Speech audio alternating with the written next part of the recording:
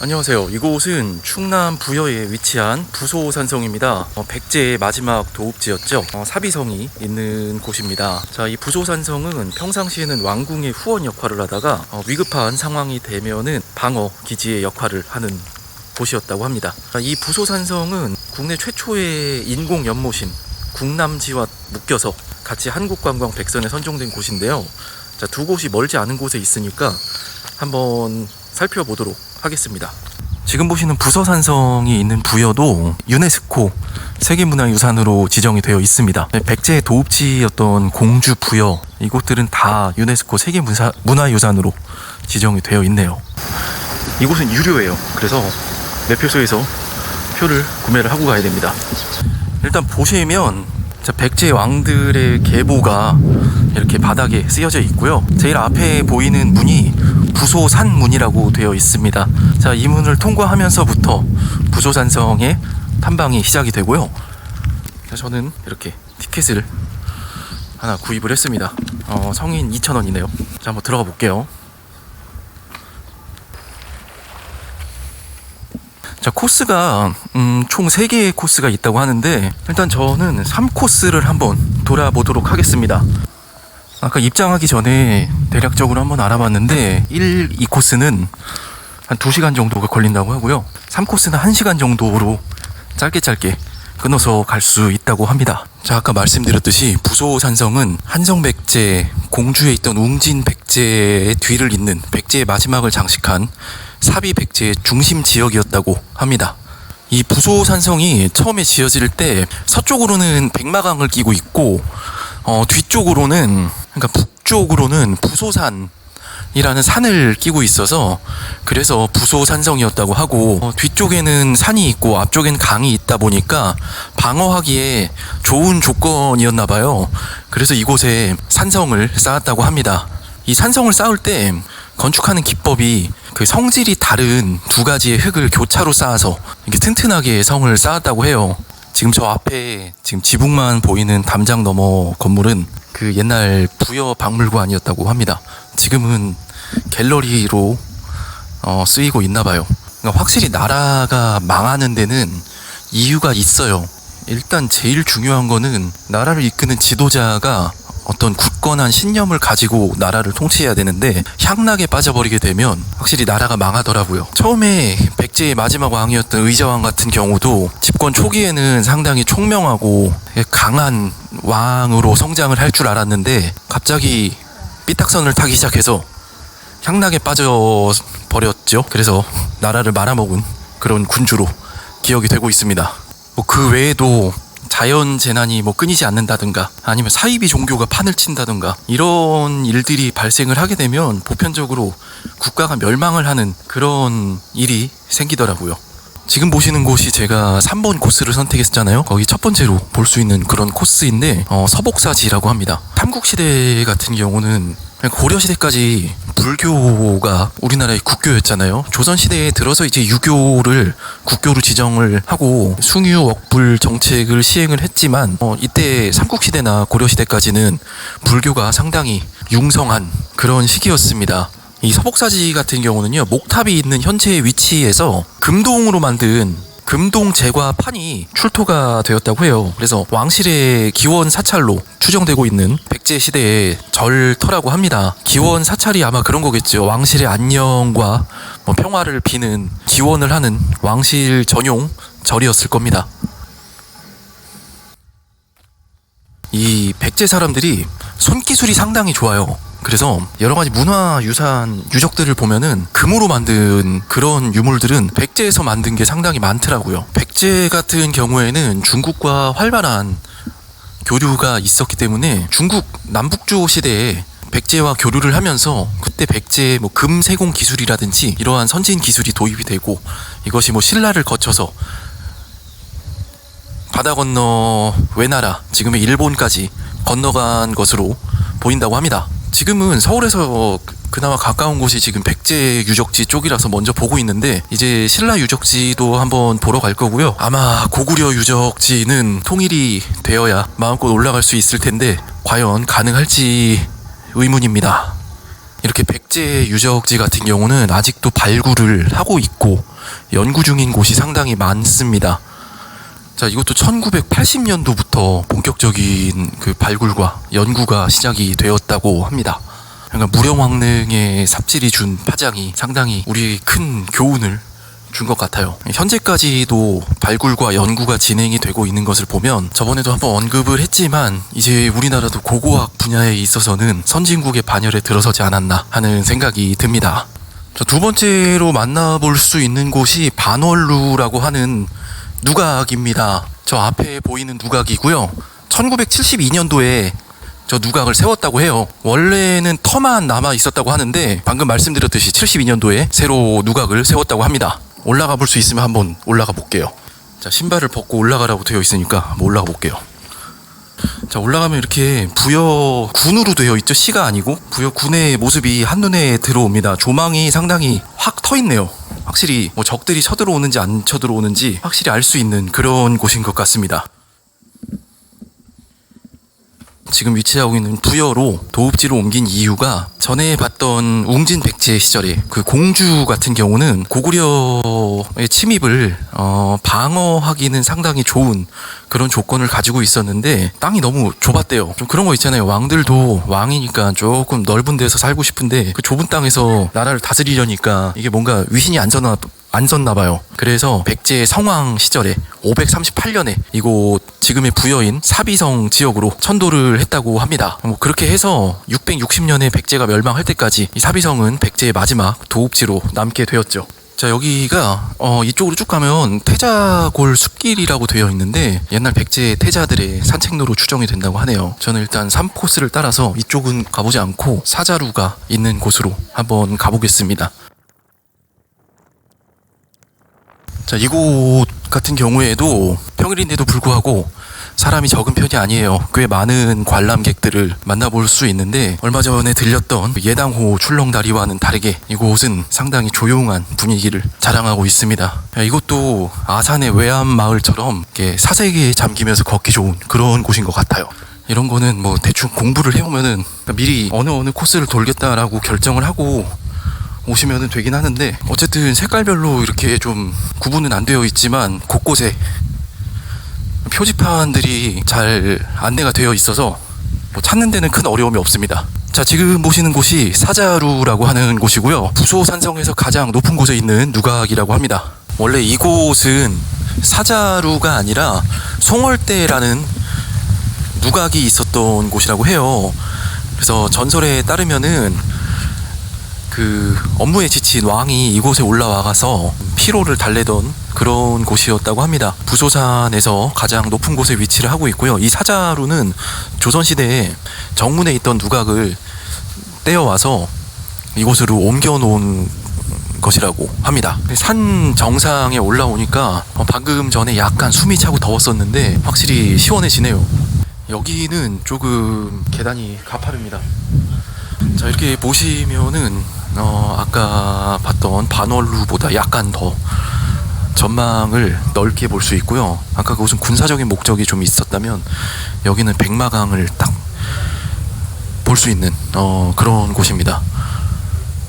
그러니까 확실히 좀 더 심신을 달래기는 편한 그런 곳인 것 같아요. 확실히 코스를 잘 짠 것 같아요. 낮은 곳부터 높은 곳까지 짧게 잘 올라왔습니다. 올라와서 전망도 한번 잘 보고 약간 짧고 굵게 보는 그런 코스인 것 같아요. 태자나 이런 사람들 다 제쳐두고 오로지 딱 왕 중심으로 해서 왕의 코스로만 보는 그런 곳인 것 같습니다. 사자루를 보고 내려가는 길은 상당히 시원해요. 사자루까지 올라가는 길이 좀 힘들었는데 보고 나니까 마음이 시원해지는 것 같습니다. 다음으로 가볼 곳은 누구나 알고 있는 전설의 장소입니다. 낙화암이라는 곳은 누구나 다 들어보셨을 거예요. 삼천궁녀의 설화가 깃들어 있는 그런 곳이죠. 백제가 멸망할 때 치욕을 당하기 싫다고 궁궐에 있던 궁녀 3,000명이 낙화암에서 몸을 던졌다. 뭐 그런 전설이 깃들어 있는데 이거는 사실이 아닙니다. 일단 조선 시대만 해도 궁궐에 궁녀가 많아봤자 500~600명이었다고 해요. 근데 백제 시대에 특히 이 부여의 인구가 5만 명이었는데 그 중에 3천 명이 궁녀였다라는 거는 말이 안 되죠. 오랜만에 돌계단을 타고 내려갑니다. 지금 보시는 이곳이 백화정이라는 곳이고요. 여기가 낙화암입니다. 전설에 따르면은 여기서 이제 3천 궁녀가 몸을 던져서 다 죽었다고 하는데 앞서 말씀드렸지만 말도 안 되는 내용이고요. 어쨌든 전망 자체는 상당히 좋습니다. 백마강을 굽이굽이 흐르는 곳을 볼 수가 있어요. 확실히 낙화암에는 사람이 많이 있네요.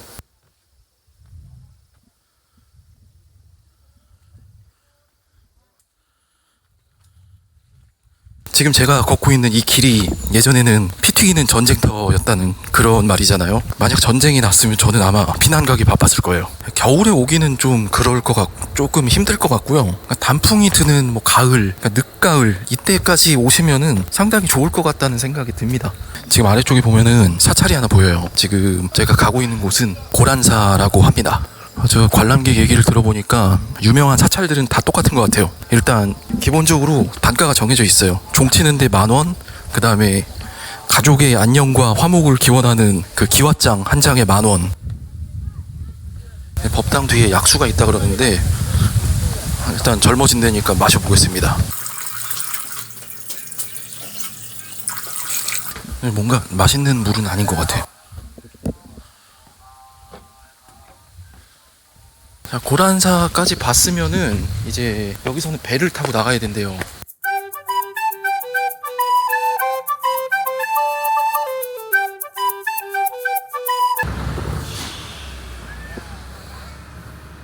자, 저는 산길 올라가기가 힘들어가지고 그냥 배를 타고 가고 있어요. 여기서 아까 그 입구까지 돌아가려면 다시 산을 타고 올라가야 되는데 그냥 이왕 와본 김에 한번 유람선 타보는 것도 괜찮겠다 싶어서 지금 배를 타고 가고 있습니다.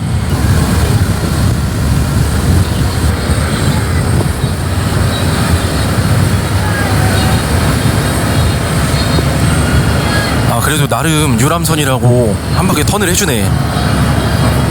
지금 이렇게 백마강을 한 바퀴 빙 둘러서 턴을 하는 코스고요. 지금 보시는 곳이 선착장 위쪽에 고란사가 있고요.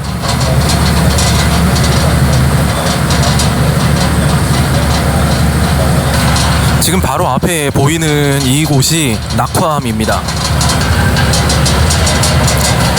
저기 보시면은 빨갛게 글자가 쓰여 있어요. 저 낙화암인가? 아무튼 저 글자를 조선 중후기쯤에 활동했던 송시열이라는 사람이 쓴 글씨라고 합니다. 저쪽이 선착장이고 저쪽이 아마 그냥 이렇게 해서 오는 코스 같아요. 배로 오니까 되게 편하네. 아무튼 이 정도 강과 절벽이면 방어를 하는데 상당히 유리한 지형이었을 것 같습니다. 물이 그렇게 깨끗하진 않은 것 같아요. 아마 이렇게 해서 이제 크게 돌겠죠. 역시 한번 크게 턴을 해주고. 강바람이 진짜 시원하긴 하구나. 배를 타고 있으니까 시원하긴 진짜 시원해요.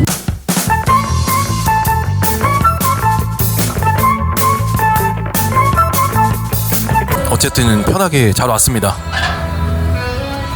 자, 사장님 감사합니다. 오늘도 신청하시고 녹화된 방청 시간이 되하십시오. 수고하세요. 올라가요.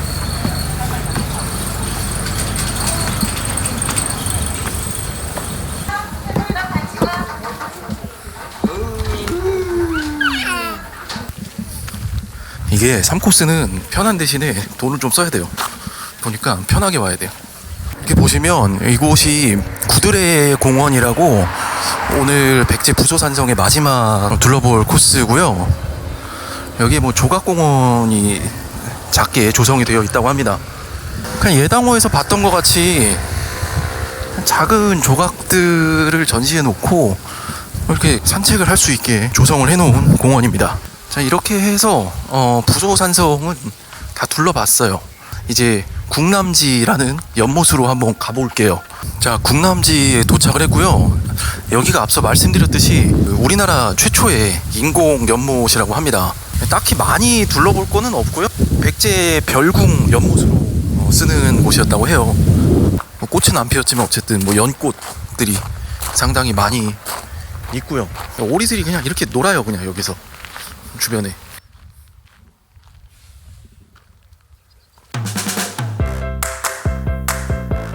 여기가 백제 무왕 시절에 서기 634년에 이곳을 건설을 했다고 하더라고요.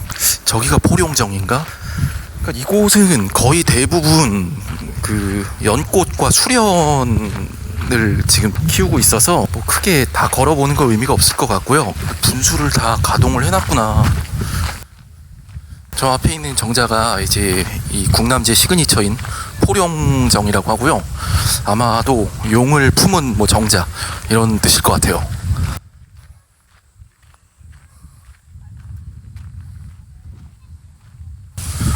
자, 이렇게 포룡정 앞에 도착을 했고요.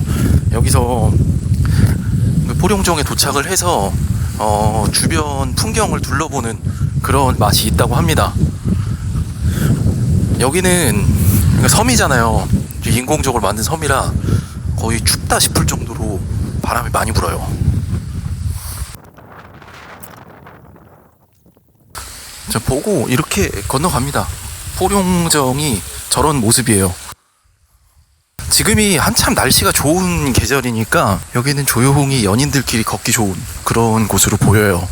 이렇게 해서 이런 연못에서 이런 인공 연못을 만들어 놓고 이곳을 거닐면서 뭐 연애도 즐기고 아마 쉬엄쉬엄 걷는 뭐 그런 곳이었을 것으로 생각이 되네요. 인공 연못이라고 해놨는데 상당히 요즘의 연못과 크게 다르지 않은 그런 모습입니다. 궁남지가 기록에 따르면 20리 밖에서 물을 끌어다가 채웠다고 하더라고요. 그런 것을 보면 백제 사람들 기술이 얼마나 대단한지 알 수 있습니다. 자, 이렇게 오늘 준비한 영상은 여기까지입니다. 부소산성 궁남지 한번 잘 둘러봤고요. 여기는 연인끼리 오기 좋은 곳 같아요. 조용한 산길 그리고 공원에 있는 연꽃과 수련들을 보면서 걷는 그런 느낌 상당히 좋아 보입니다. 자, 오늘 준비한 영상은 여기까지입니다. 저는 다음 더 좋은 장소를 찾아서 여러분께 인사를 드리도록 하겠습니다. 끝까지 시청해 주셔서 감사합니다.